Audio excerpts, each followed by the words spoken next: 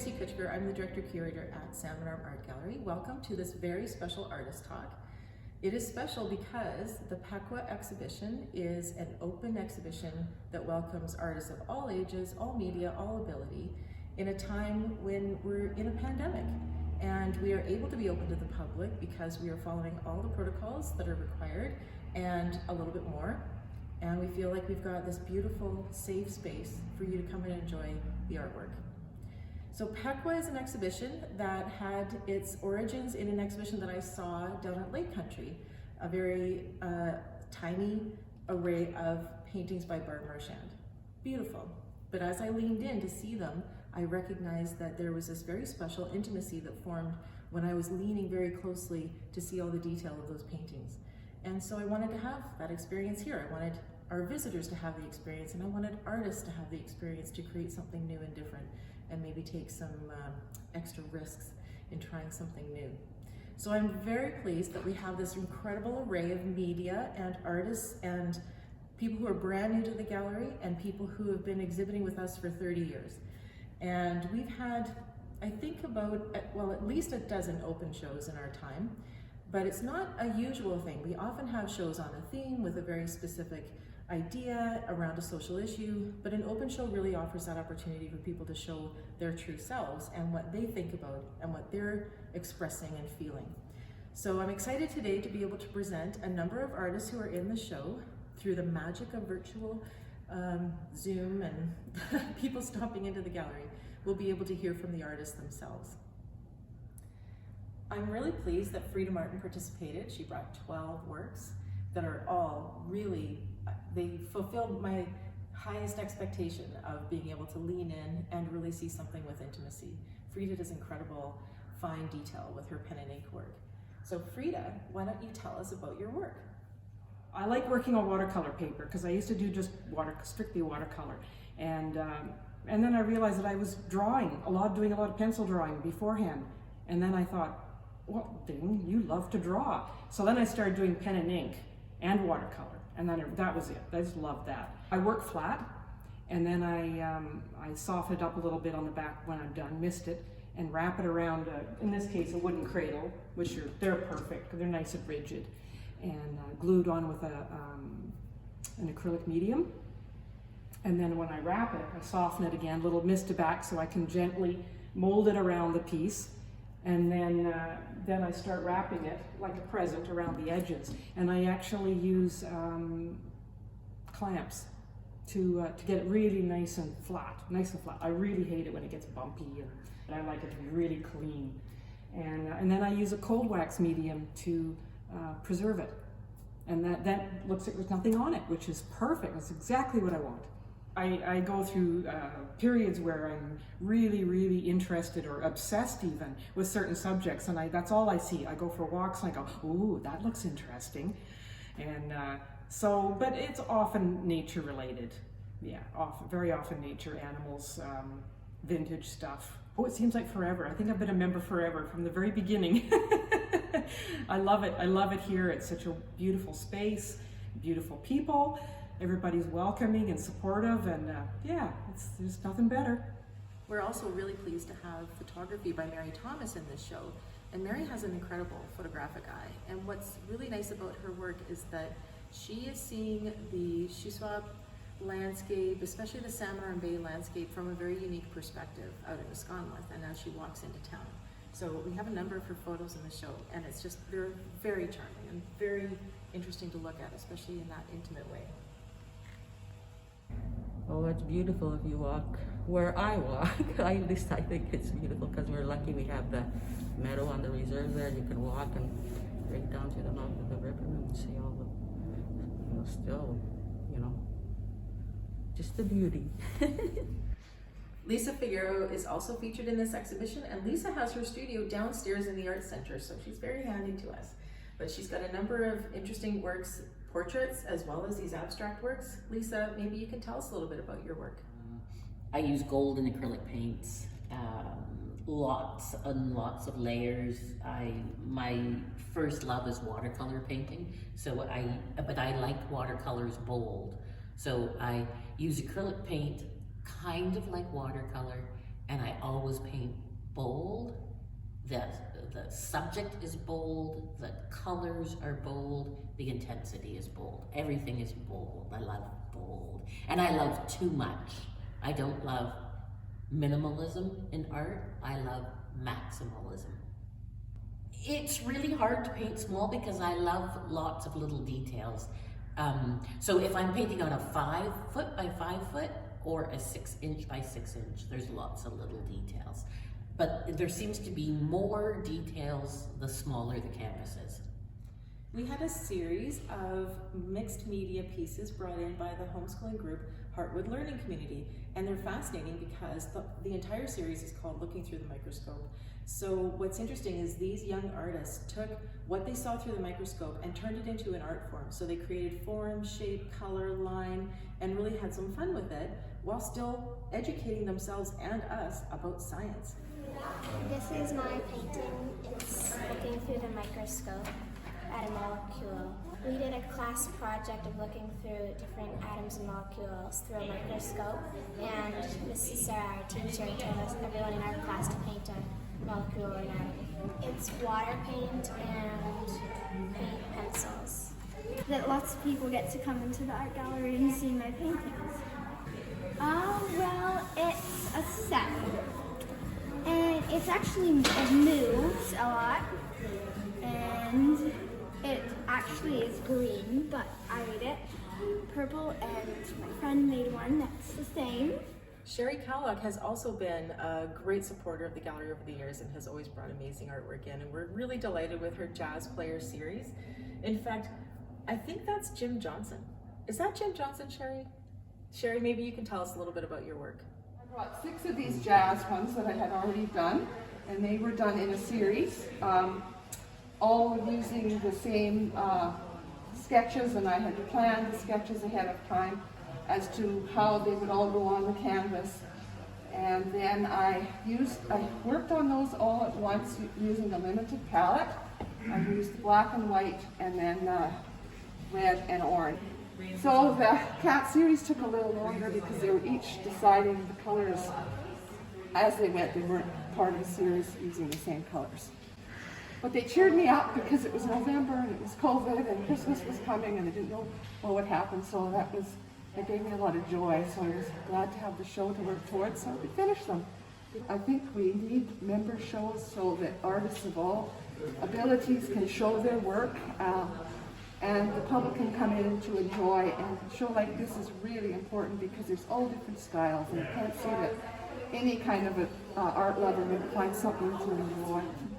Raina Vanderhoek is also in the exhibition, and we're really pleased that she brought a number of young artists to exhibit in this show for the very first time. It's quite exciting. This piece is one of Raina's, and it's quite Canadiana. Raina, maybe you can tell us a little bit about your work. This one in particular is a watercolor. So I use watercolor paper, and then it's a wood background that I've laminated it on with some glue, and then I've top dressed it with a varnish, and so it's pretty sturdy. And then I did a little bit of wood burning with a blowtorch, a little one for what we use for pour paints and stuff. And that's been really fun. I've been really doing a lot more with wood burning lately, and finding that you can have a lot of fun with it. The kids are really, really talented. And so when I thought about the opportunity way back in September, I came in and talked to Tracy, and she was all for it. So I was really grateful because some of these kids, like Lily, she's only 8 years old. She's never even thought of a gallery before. And lo and behold, her piece is all sold. And so it's been a really cool experience for these little gaffers because, they don't really know what an art career looks like at this stage. And so I'm only a vessel to help them learn all that. So hopefully they get a lot out of this experience. Lou Conron is also an artist who's exhibiting with us and has exhibited with us before, and we love her work because her watercolors are gentle but whimsical and kind of draw you in. So we're pleased to see a number of works by her. And what is interesting is Lou tried a couple of different presentation techniques. So mounting watercolor paper on board, as well as wrapping watercolor paper around a canvas frame. or another kind of stretcher frame. There's lots of different ways to present watercolor paintings. Lou, why don't you tell us a little bit more about your work? I put 12 pieces in, and most of them are animals, because when I paint small, I kind of revert to my childhood way of doing art, which was to draw every animal I ever saw. And so yeah, there are horses and donkeys and pigs and chickens and all the things that I can take photos of at the mills and everywhere that I go. Actually, both those donkeys were the same donkey. They were at the mills, taken from different angles, and then I just changed them up a little bit and put them looking at each other. So yeah, that's one of the little DeMille's donkeys. And I just love to have a reason to paint. Not that I need a reason to paint, but I do love to have something I'm working towards, and then also have the ability to show your work and hopefully have it go to someone else's home so it doesn't clutter up my studio. One of the great things about having an open exhibition is that we welcome new artists who have never exhibited here before. And we're pleased to welcome Mary Dockstetter. She brought in a number of paintings that are so intriguing. I love this one with her very exotic pets. Mary, maybe you can tell us a little bit about your work. So these were my little guardian angels. And I thought, well, you know, when we sleep, our guardian angel tucks us in. And then what does she do? So I thought, well, maybe they just do what they like to do.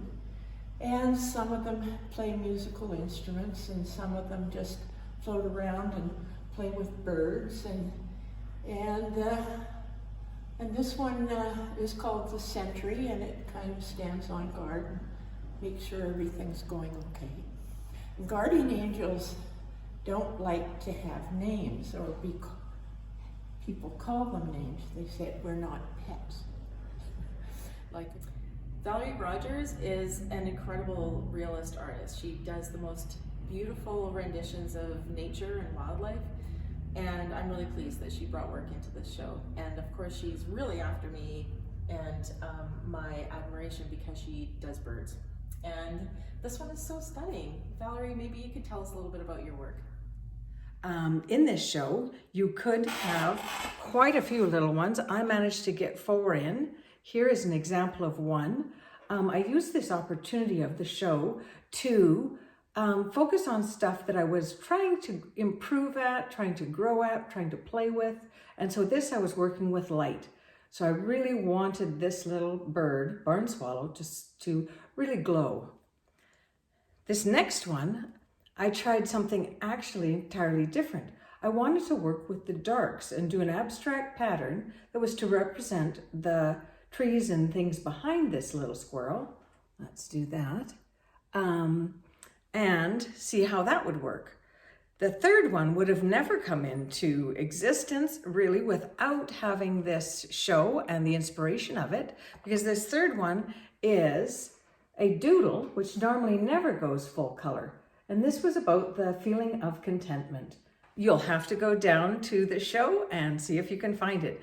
It will become a treasure hunt to see all the little jewels that are down there. So a huge thank you to the gallery for putting on this show, and take time to get out and check it out. There is so much that you have to take laps around the room to see it all. I'm so pleased to be here with my friend Louis Thomas, who is a knowledge keeper from Neskonlith Band.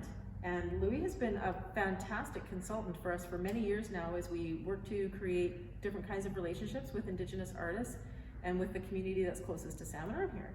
So Louis is the one who gave us this awesome word, pek-whe. Louis, maybe you could tell us a little bit about what pek-whe means and how we kind of came to that conclusion that it would be a great title for this show. Pek-whe is meaning to show, and you know, it's kind of really, I think what we're doing here is to show, what are we showing? And pek-whe means to look at or to show. So that is the Secwepemc word for the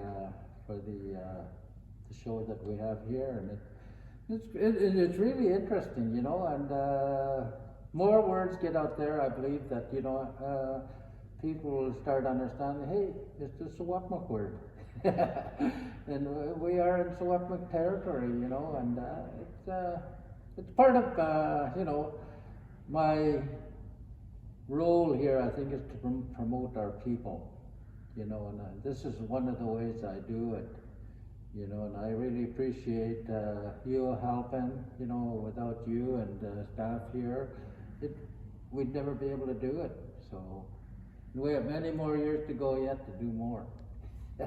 Absolutely. Thank you to all of the artists who shared their process and their information with us. It was really nice to hear from them. I wish we could hear from all of the artists in the show, but there are 140 of them. It was a really exciting show to put together because we did have so many people participating for the very first time in an exhibition here at the gallery. And we did decide to do a second wave. You are now looking at second wave artwork.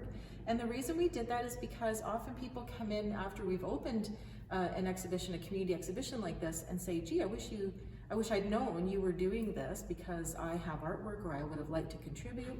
And so we gave people a chance. And I think this is a time where we can have a little bit more flexibility and be a little gentler with ourselves, especially creatively. So I'm really pleased to have had this second wave, and I'm really excited to now be presenting 470 artworks in the pek-whe exhibition.